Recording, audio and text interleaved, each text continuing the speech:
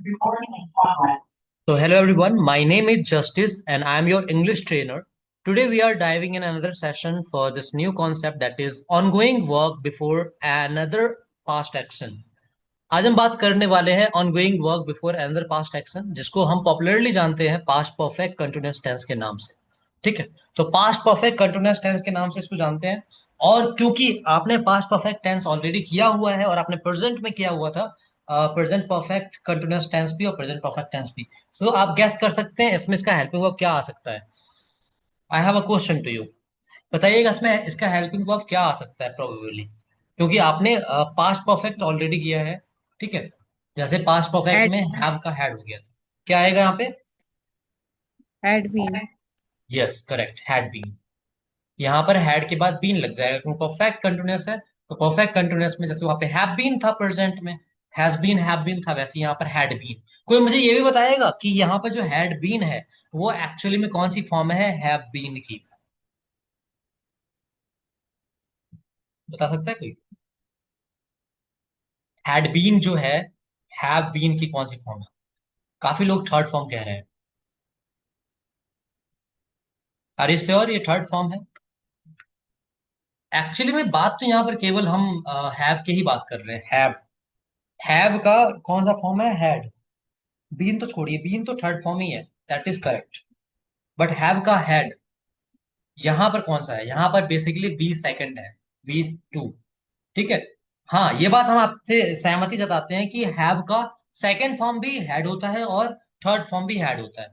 ठीक है, एक कॉन्सेप्ट हमेशा याद रखेंगे, जब भी हैव या हैज या हैड आता है उसके बाद हम थर्ड फॉर्म का यूज करते हैं। तो यहाँ पर आप देख पा रहे हैं बीन जो है ना, बी का थर्ड फॉर्म है। आप लोगों को बी का फॉर्म भी बताया था मैंने, एक बार रिवाइज कर दीजिएगा मुझे कि प्रेजेंट में बी का फॉर्म क्या होता है, पास्ट में क्या होता है। टोटल 5 फॉर्म के नाम बताइएगा कमेंट सेक्शन में। ठीक है, तो बी का प्रेजेंट में पास्ट में कुछ कुछ नाम होता है और इसका थर्ड फॉर्म बीन होता है, जिसको पास्ट पार्टिसिपल हम कहते हैं। राइट, तो हैड बीन आ गया यहाँ पर। जैसे हैव बीन हुआ करता था वैसे ही हैड बीन हो गया। और कंटिन्यूअस है तो कंटिन्यूअस से एक बात हमेशा याद रहेगी, वो हमारा आईएनजी फॉर्म हमेशा आने वाला है। बिल्कुल सही कमेंट सेक्शन में आप लोग लिख रहे हैं। Is am are and was were आपका बी का प्रेजेंट में इज एम आर और पास्ट में वॉज वर आपका फॉर्म हो जाता है। ठीक है, चलिए बहुत बढ़िया। तो अब हम बात करते हैं डेफिनेशन की, समझेंगे पास्ट परफेक्ट कंटिन्यूअस टेंस क्या कहलाता है, मतलब क्या दर्शाएगा। तो इसको हम popularly past perfect continuous tense के नाम से जानते हैं। It shows what? It shows actions that were going for a duration before another past event. कोई काम एक समय काल के लिए चल रहा था, एक समय अवधि में चल रहा था बिफोर अनदर पास्ट एक्शन, किसी दूसरे पास्ट इवेंट या एक्शन से पहले। ठीक है, जैसे मैं खाना खाता रहा था, या मैं सुबह से खाना खा रहा था, है ना, सुबह से खाना खा रहे थे। ठीक, तो ये एक ड्यूरेशन के लिए कोई काम चल रहा है, तो ये आप डेफिनेशन लिख लेंगे। पास्ट परफेक्ट कंटिन्यूअस टेंस, या इसको आप बोल सकते हैं work going on since long time in past, या फिर बोल सकते हैं work ongoing work before another action in past, for a duration, for a time line, है ना, एक टाइम लाइन आ जाएगा यहाँ पर, ड्यूरेशन आ जाएगा। और जरूरी नहीं कि टाइम लाइन आ ही आए, क्योंकि आपको मैंने प्रेजेंट परफेक्ट में प्रेजेंट परफेक्ट कंटिन्यूअस में बताया था कि अगर टाइम लाइन नहीं आती तो वहां पर शो होता है ना कि लंबे समय से काम चल रहा है, तो ऐसे यहाँ पर भी शो होगा। जैसे वह खाता रहा था, यहाँ टाइम लाइन नहीं दे रखी है, ड्यूरेशन का आपको अंदाजा लग सकता है कि बस खाता रहा था मतलब लंबे समय से कोई काम कर रहा था, वो करता रहा था। ठीक है, तो वहां पर बिना टाइम फ्रेम के भी वो आ सकता है। ठीक है, तो स्ट्रक्चर हमारा वैसे ही रहेगा जैसे हमने उसमें किया था प्रेजेंट परफेक्ट कंटिन्यूअस में, बस हैड बीन आ जाएगा, सब्जेक्ट प्लस हैड बीन और उसके बाद वर्ब के साथ आईएनजी फॉर्म आएगा। ठीक है, बाकी अब लिखना चाहे तो ऑब्जेक्ट और सेंस ऑफ वर्ब तो ऑफकोर्स आप करेंगे ही, कोई दिक्कत नहीं है। बाकी यहाँ तक इंपॉर्टेंट है सब्जेक्ट प्लस हैड बीन और वर्ब के साथ आईएनजी फॉर्म आएगा, करेक्ट। और सिंस फॉर का यूज हमने आपको ऑलरेडी बताया हुआ था जब आपको पढ़ाया था प्रेजेंट परफेक्ट कंटिन्यूअस टेंस, यानी कि work going on since past कराया था आपको मैंने, कि लंबे समय से अतीत से कोई काम चल रहा है, तो आपको वो कराया था। तो उसमें आपने किया था क्या, बताया था कि सिंस किसके लिए लगेगा, फॉर किसके लिए लगेगा। कमेंट सेक्शन में बताइएगा since is use for what and for is use for what, जल्दी से। सिंस और फॉर किसके लिए लगता है बताएंगे कमेंट सेक्शन में। तो यहाँ पर एग्जाम्पल की बात करने वाले हैं हम। एग्जाम्पल हमारा होगा she had been studying for 2 hours before the exam started. वो 2 घंटे से पढ़ रही थी। कब? एग्जाम शुरू होने से पहले। एग्जाम शुरू होने से पहले वो 2 घंटे से पढ़ रही थी, वह 2 घंटे से पढ़ रही थी एग्जाम शुरू होने से पहले। आप एक चीज देख पा रहे हैं, मैं आपको शो करने की कोशिश कर रहा हूं, यहां पर मैं आपको दिखाना चाह रहा हूं कि एक एक्शन शुरू हुआ था, उससे पहले कोई कोई काम कर रहा था। राइट। तो इसलिए मैंने इसको बात की थी, इसलिए मैंने इसका टाइटल ही दिया था कि ऑनगोइंग वर्क तो है लेकिन बिफोर पास्ट एक्शन है। राइट। आपने प्रीवियसली भी देखा था, हमने प्रीवियस क्लास में किया था, वहां पर ऑनगोइंग वर्क नहीं था, लेकिन फर्क ये था कि एक वर्क डन था, कंप्लीटेड वर्क था जो पास्ट एक्शन से था। अगर आप इसमें बेसिक डिफरेंस पता करना चाहेंगे, पास्ट परफेक्ट टेंस और पास्ट परफेक्ट कंटिन्यूअस टेंस, जिसका पॉपुलर नाम हम जानते हैं, या फिर आप इसको इस तरह कह दीजिए कि कोई काम जो कंप्लीट हुआ था बिफोर अनदर पास्ट एक्शन, और कोई काम चल रहा था बिफोर अनदर पास्ट एक्शन, तो दोनों में डिफरेंस क्या होगा? दोनों में डिफरेंस यही होगा कि एक में काम लगातार चल रहा था और एक में काम कंप्लीट हो चुका था। ठीक है। हिंदी में अगर हम बात करें तो in one of the tense, in one of the category of a tense, work was completed before another action, और in this category basically ongoing वाले में, कंटिन्यूअस वाले में, work was going on, work was continued before particular action. Right. तो जैसे यहां पर आपने देखा कि एग्जाम के शुरू होने से पहले वो 2 घंटे से पढ़ रही थी। राइट। तो जरूरी नहीं है कि आपका बिफोर वाला पार्ट आए ही आए, आप जनरल वे में भी इसे कर सकते हैं, बट इस चीज को आपको समझ में आना चाहिए था, इसलिए यहाँ पर आपको एग्जाम्पल दे दिया गया। बिल्कुल आप लोगों ने आंसर करना शुरू कर दिया था, कमेंट सेक्शन में बताना चाहूंगा क्या आंसर किया आपने सिंस और फॉर को लेकर के। तो आप मिनी जी का आंसर आया सिंस सर्टेन टाइम और फॉर अनसर्टेन टाइम। हालांकि ये तो आपने एकेडमिक का बता दिया, यानी कि आपको मेरी ट्रिक क्लियर नहीं थी। रेणु जी ने बोला है point and since point of time and for period of time, correct है। Point of time since period of time for, Sangam ji ने भी वही बोला है। हाँ, दीपा जी ने बिल्कुल अच्छे से इसको name of time and count of time बोला है, जो कि ट्रिक आपको बताया था। नेम ऑफ टाइम मतलब वही पॉइंट ऑफ टाइम होता है, काउंट ऑफ टाइम मतलब वही पीरियड ऑफ टाइम होता है। सावित्री जी ने point of time and period of time की बात की है। अनामिका जी ने भी name of time and count of time की बात की है, बहुत बढ़िया। अतुल जी ने point of time, period of time, तो जिस तरह से समझ में आता है उस तरह से समझ लेंगे आप। ठीक है।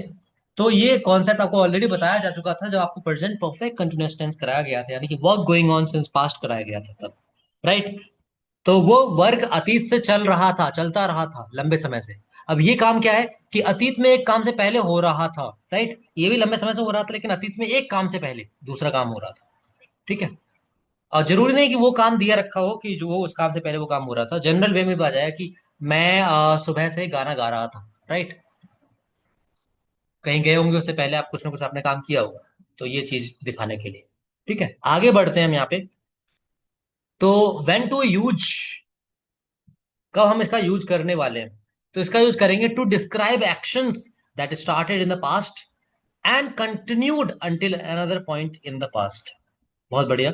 ये आप समझिएगा इसको, ये एक ऐसे एक्शंस को डिस्क्राइब करने के लिए यूज किया जाएगा जो पास्ट में शुरू हुआ था। राइट। पास्ट में ही शुरू हुआ था, एंड कंटिन्यूड और चलता रहा, until another point in the past, दूसरे बिंदु तक, दूसरे समय तक ये चलता रहा, मतलब एक एक टाइमलाइन से दूसरे टाइमलाइन तक चलता रहा। अब वो टाइमलाइन क्या होगी? लगातार होगी, कंटिन्यूड होगी, until another point in the past. Right. तो continued until another point in the past, कि मैं 2 बजे से खेल रहा था। राइट। तो कंटिन्यूड रहेगा, ये बात भी याद रखेंगे। पॉइंट क्या हो गया यहाँ पे? 2 बजे से, और कंटिन्यूड रहेगा अंटिल अनदर पॉइंट। ठीक है। तो इस तरह से आप इसको समझ लेंगे। And to show the duration of a past ongoing activity before another event, ये तो मैंने आपको एग्जांपल से भी समझा दिया कि कोई काम चल रहा था पास्ट में एक दूसरे इवेंट से पहले, इवेंट भी कह सकता हूं मैं यहाँ पे, एक्शन भी कह सकता हूँ, दूसरे काम से पहले या दूसरी घटना से पहले कोई काम ऑलरेडी चल रहा था। पिछले एग्जाम्पल में आपको एक इवेंट दिखाया था कि एग्जाम होने से पहले, एग्जाम एक इवेंट हो गया है ना, और वो 2 घंटे से पढ़ रही थी, वो आपका क्या हो गया? ड्यूरेशन में काम हो गया। राइट। थर्ड पॉइंट है to express cause effect between two past action, बिल्कुल सही बात है यहाँ पे, वही एग्जाम्पल आप ले सकते हैं कि कॉज इफेक्ट यहाँ पे दर्शाएगा कि क्या कोई मतलब एक जैसे वही एग्जांपल लेता हूँ फिर से। एग्जाम के शुरू होने से पहले कोई काम कर रहे थे, यहाँ पे आपको ये नहीं दिख रहा कि एग्जाम शुरू हो रहा है इसलिए उसकी उसकी वजह है वो काम करना। आप सब समझिएगा सेंस के आधार पर। वो अब मैं पूछूं वो पढ़ क्यों रही थी, तो आप कहेंगे क्योंकि एग्जाम शुरू होने वाले थे, राइट। वो पढ़ क्यों रही थी, क्योंकि एग्जाम शुरू होने वाले थे। तो उस एग्जाम्पल आपने क्या देखा था कि before exam get started, sorry before exam got started या before exam started, she had been studying for 2 hours, या she had been studying for 2 hours before exam started या गॉट स्टार्टेड, ठीक है। तो एग्जाम शुरू होने वाला था इसलिए पढ़ रही थी। कॉज इफेक्ट देखिए कि नहीं, कॉज मतलब कारण वगैरह, है ना। ओके, तो ये आपका हो जाएगा। लास्ट वाला पॉइंट रह गया, स्क्रीनशॉट ले लीजिए। ठीक है, पिछला स्लाइड दिखा देते हैं आप। जी, ठीक है। तो हम इसको समझेंगे अच्छे से, बेटर वे में। तो हमने आगे कर लिया था इसमें, to express cause effect between two past actions, cause effect दिखाएंगे आप कॉज। सही बात है। तो तीनों पॉइंट क्लियर होने चाहिए। 2 पॉइंट नीचे वाले तो मैच ही कर रहे हैं एक दूसरे से एक्चुअली में। ऊपर वाला ये है कि बता रहा है कि ड्यूरेशन में टाइम, ड्यूरेशन या टाइम लाइन में कोई एक्शन कंटिन्यूड होगा। हाँ, एक अनदर पॉइंट ऑफ टाइम की और इशारा जरूर होता है, लेकिन वो कंटिन्यूड ही होता है, ये बात याद रखेंगे, ठीक है। जैसे एग्जाम शुरू होने से पहले वो पढ़ रही थी 2 घंटे से, तो ये एग्जाम शुरू होने तक का इशारा है ना। बट वो काम कंटिन्यू चल रहा था उस टाइम पे, राइट। तो ये चीज, चलिए आगे बढ़ते हैं। Wait a moment.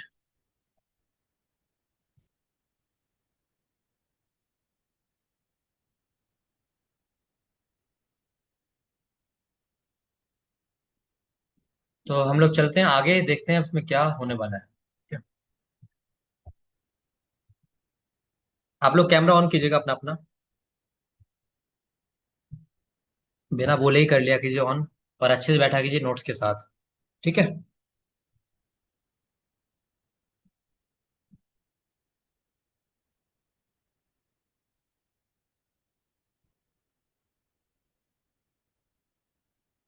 हम्म। तो यहाँ पर हमने बात करनी है ये, वैन टू यूज बात कर ली कि ये केसेस होंगे। अब हेल्पिंग वर्ब आपने ऑलरेडी बता दिया है, तो मुझे बताने की जरूरत भी नहीं है। हैड बीन आपकी हेल्पिंग वर्ब रहने वाली है, लिखना चाहे लिख लीजिए। कोई दिक्कत नहीं है, कोई भी सब्जेक्ट आ जाए, I we you they he she it, कुछ भी हो, या फिर या नाउन आ जाए, एक चीज और लिख लेंगे यहाँ पे, या नाउन आ जाए, कुछ भी आ जाए यहाँ पर आप वही करेंगे जो आपका हेल्पिंग वर्ब है। यानी कि नाउन में नाउन सिंगुलर प्लूरल कोई दिक्कत नहीं है, ठीक है। तो आप यहाँ पर हैड बीन का ही यूज करने वाले हैं। Verb is used in ING form, correct. Continuous है ना, कंटिन्यूअस कहीं पे भी आएगा, रहा रही, वहां आईएनजी फॉर्म ही आएगा, ये बात तो याद ही रहनी चाहिए। हमेशा याद रहनी चाहिए बात, ठीक है। जहां पर भी रहा रही का संदर्भ हो हिंदी में, वहां पर आईएनजी फॉर्म ही लगेगी। Example, they had been working since morning, यहाँ देखिए मैंने टाइम नहीं लगाया। वे सुबह से काम कर रहे थे, या करते रहे थे भी बोल सकते हैं, ठीक है। वे सुबह से काम कर रहे थे। स्क्रीनशॉट ले लीजिए, पीडीएफ का क्या करेंगे आप, आपको पढ़ाना है कहीं पे क्या। Example, they had been working since morning, वे सुबह से काम कर रहे थे। और नोट्स बनाइए अपना, ठीक है मयंक, नोट्स ही आपकी पीडीएफ होने चाहिए। आगे बढ़ते हैं। तो हमें ये क्लियर हुआ, अब आगे देखेंगे। ये मैंने आपको ऑलरेडी बताया था, फिर भी लिख दिया यहाँ पे, और थोड़ा रिफाइन करके, for specific point in time, point of time के लिए या नेम ऑफ टाइम के लिए। फॉर ड्यूरेशन ऑफ टाइम आप फॉर लगाएंगे, है ना। एक चीज और लिखी है मैंने यहाँ पे, बिफोर, अंटिल और when, to mark the second past event. एक चीज थोड़ा सा ऐड ऑन हुई है यहाँ पे, कि मैंने कहा ना कि एक एक्शन से पहले कुछ काम हो रहा होगा, तो बिफोर, अंटिल, व्हेन, ये सब वर्ड यूज किया जा सकता है, ठीक है। जैसे जब तक एग्जाम शुरू नहीं हुआ वह पढ़ती ही रही थी, जब तक एग्जाम शुरू नहीं हुआ वह पढ़ रही थी। क्या बोलेंगे इसका, बताइए कमेंट सेक्शन में। ये वही बात हो गई, जब तक एग्जाम शुरू नहीं हुआ वह पढ़ रही थी। ये याद रखिएगा, यहाँ मैंने टाइम नहीं दिया है, फिर भी टाइम है यहाँ पर, इसको भूलिएगा मत। टाइम क्या है कि जब तक एग्जाम शुरू नहीं हुआ, एक पॉइंट दे रखा है ऑलरेडी। तो हैड बिन में ही कीजिएगा, वॉज कोई मत लगा दीजिएगा, और अंटिल लग जाएगा इसमें, जब तक एग्जाम शुरू नहीं हुआ। अंटिल, जैसे मैं आपको एग्जांपल दिखा देता हूँ, ये आपको हेल्प करेगा। जैसे ये वाला है ना, ये, इसमें बस एक चीज चेंज करनी होगी आपको, बस 2 आवर्स वाला नहीं लगेगा कॉन्सेप्ट। बताएंगे कमेंट सेक्शन में आप लोग। She had been studying until exam started, yes, exam started या गॉट स्टार्टेड भी कर सकते हैं।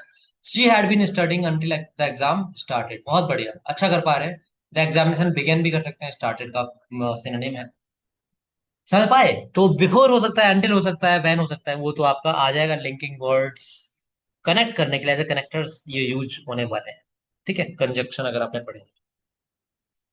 तो आगे बढ़ते हैं। Affirmative sentence, yes, sorry, this is our topic. Affirmative sentences में वही स्ट्रक्चर रहेगा जो हमने अभी प्रीवियसली पढ़ा था। Structure subject plus had been plus verb के साथ आईएनजी फॉर्म आएगी। एंड देन ऑब्जेक्ट है तो आ जाएगा, और सिंस फॉर तो ऑफकोर्स आना ही है, एंड टाइम आएगा। और नहीं है तो नहीं आएगा, सिंस फॉर बट टाइम नहीं दे रखा है, तो ये बात याद रखेंगे आप, ठीक है। तो I had been reading for an hour before dinner, मैं डिनर से पहले 1 घंटे पढ़ रही थी। सही है।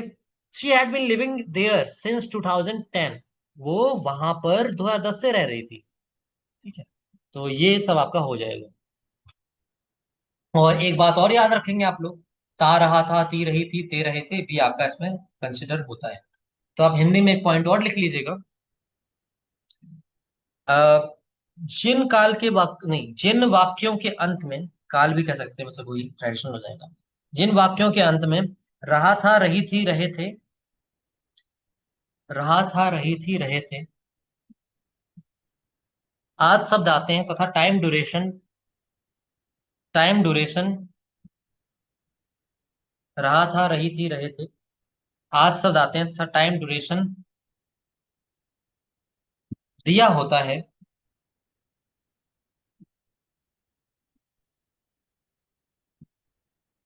तथा जिन वाक्यों के अंत में ता रहा था, ती रही थी, ते रहे थे, आज शब्द आते हैं,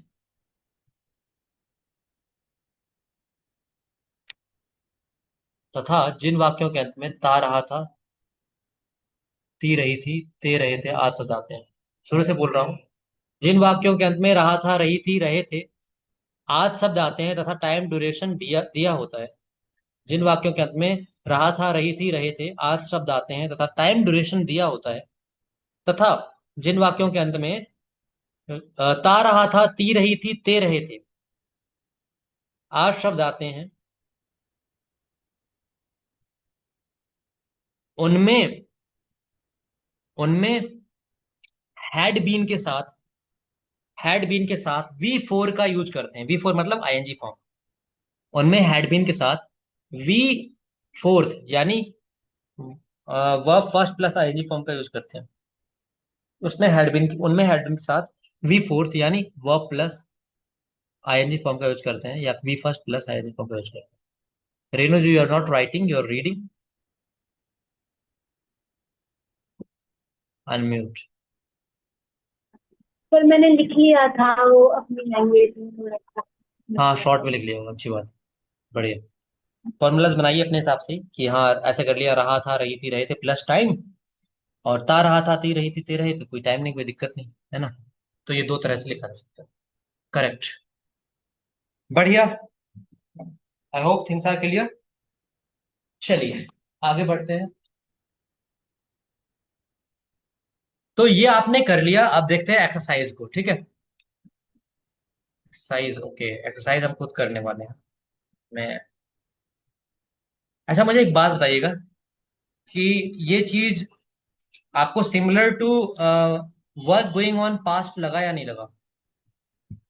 जो हैव बीन और हैज बीन था, क्या इसको समझने में तकलीफ हुई है आपको? कितने लोगों को, बताइए बताइए, कितने लोगों को ये इजीली समझ में आ गया? Write in comment section, yes और नो, इट वाज इजी और डिफिकल्ट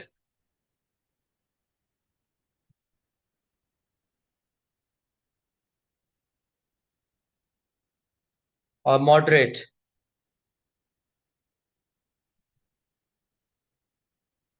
हम्म। Atul ji, easy. Renu ji, yes. Karishma ji, easy, yes, easy easy. Deepaj, yes.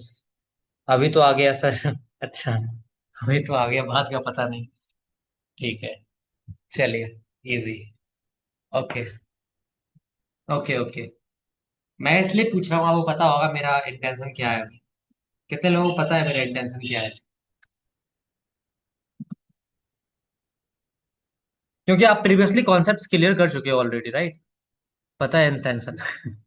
अच्छा, प्रीवियसली कॉन्सेप्ट क्लियर कर चुके हो तो हम इसको कर लेते हैं आगे। So ready? इसलिए मैंने इसको फ्रेम ही ऐसे किया था, क्योंकि अब जो क्लासेस हैं इसमें वो प्रेजेंट का ही पास्ट हो गया है, तो उसमें कोई ज्यादा स्ट्रगल करने वाली बात है नहीं। ठीक है, करें बढ़े आगे? तो चलिए बढ़ते हैं आगे, एक साथ ही हम प्रैक्टिस कर लेंगे एट द एंड में। तो नेगेटिव में ऑफ कोर्स स्ट्रक्चर आपका ये होने वाला है। नेगेटिव सेंटेंसेस में structure subject plus had not been और वर्ब के साथ आईएनजी फॉर्म यानी कि बी फोर्स आएगा। ठीक है, उसके बाद ऑब्जेक्ट होगा तो लगा लेंगे, टाइम दे रखा होगा तो उसको लगा लेंगे। बट यहां तक ये इंपॉर्टेंट है, subject plus had not been और वर्ब के साथ आईएनजी। साथ ही साथ आपको पता तो होगा ही कि हैड नॉट बीन को शॉर्ट में क्या बोलेंगे? Hadn't been. तो उस चीज को बताने की जरूरत नहीं है मुझे, राइट? Hadn't been. तो एग्जाम्पल्स में कर लिया हमने, लिख लेंगे examples. He had not been working since morning, वह सुबह से काम नहीं कर रहा था। They had not been attending the class for a week, वे एक हफ्ते से क्लास अटेंड नहीं कर रहे थे। वे एक हफ्ते से क्लास में नहीं आ रहे थे। ठीक है, या वे एक हफ्ते से क्लास अटेंड नहीं कर रहे थे। ठीक है, तो ये आपका हो जाता है। नेगेटिव सेंटेंसेस हो गए। कमेंट सेक्शन में बताइए इंट्रोगेटिव में क्या चेंज होने वाला है, क्या चीज आगे आ जाएगी? क्या हैड बीन आगे आएगा या हैड आगे आएगा? बस इतना जानना चाहता हूँ बस। हैड बीन आगे आएगा या फिर हैड आगे आएगा? बताइएगा जरा। जी बिल्कुल, हैड आगे आएगा और बाकी सब्जेक्ट के बाद बीन आएगा, करेक्ट। बहुत बढ़िया। इसके बाद आपको प्रीवियस कॉन्सेप्ट क्लियर है और आप अच्छे से कर पा रहे हैं। ओनली हैड आएगा आगे, ये बात याद रखेंगे, कोई गलतियां नहीं करनी है। तो हैड बीन हमारा ऑफ कोर्स हेल्पिंग वर्ब है, बट यहाँ पर हैड आएगा आगे। अच्छा, कभी आपने टीचर से क्वेश्चन किया है ऐसे वाले में, हैड या डबल वाले में हैड ही आगे क्यों आया? सोचा है कभी, या क्वेश्चन किया है आपने? सोचा है कभी इसमें हैड ही आगे क्यों आया, हैड बीन क्यों नहीं आया? हेल्पिंग वर्ब दोनों कंसिडर कर रहे हैं हम यहाँ पे, ऐसा क्यों हो गया? कभी सोचा है आप लोगों ने? तो ये रहा आपका इंट्रोगेटिव सेंटेंसेस में आपका स्ट्रक्चर बनेगा had plus subject plus been, उसके बाद वर्ब के साथ आईएनजी यानी बी फोर्थ लगेगा। ठीक है, इतना कर लेंगे, लास्ट में क्वेश्चन मार्क जरूर लगाएंगे। ऑब्जेक्ट और सिंस फॉर ये ऑप्शनल है, लिखना है लिख लीजिए। ठीक है, हैड सब्जेक्ट प्लस बीन और उसके बाद वर्ब के साथ आईएनजी फॉर्म यानी बी।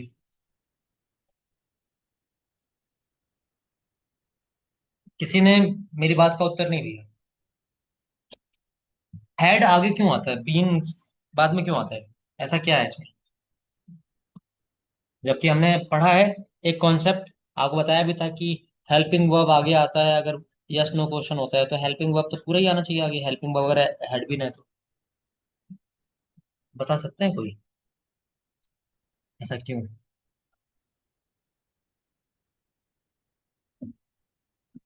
चलिए, तो यहां पर हमने इसको समझा है, अब आपने इसको लिख भी लिया है।